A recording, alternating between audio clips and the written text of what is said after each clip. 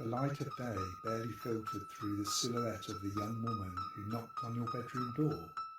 You went to open it, and when you looked out you were surprised at not seeing anybody there.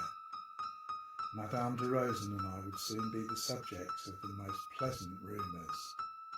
Leon changed the water in the magnolias. The pupil who had slowly adjusted to the reality of murder, the pupil of the unicorn or the griffin, asked me to try and manage without his services.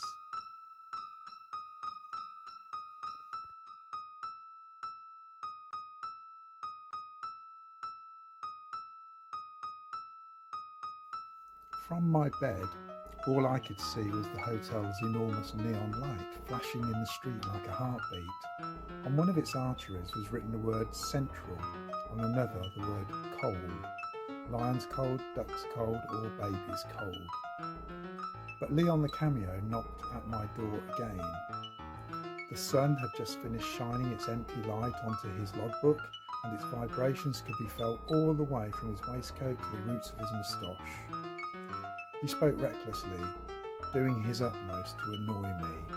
By then I was terrified of the sweetness of the contract to remain vigilant, that the lovely people at the end of the table had insisted I sign.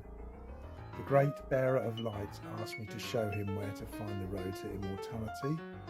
I reminded him of the famous séance at the printing press, when descending the staircase made of shells, I had taken ignorance by the sleeve, as though it was a familiar typist.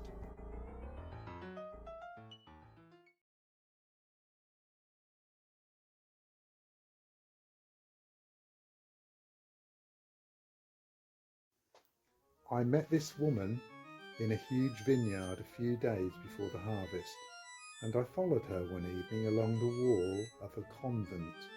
She was in full mourning, and after getting a fleeting glimpse of her face, which was very much like the face of a crow, and a face I felt unable to resist. As she made her way through the vineyard, I was sure I saw several fallen red leaves levitate and swirl around her, before settling on the ground again. A vision of a vineyard miracle, which would no doubt cause me consternation throughout the night. Where did she come from?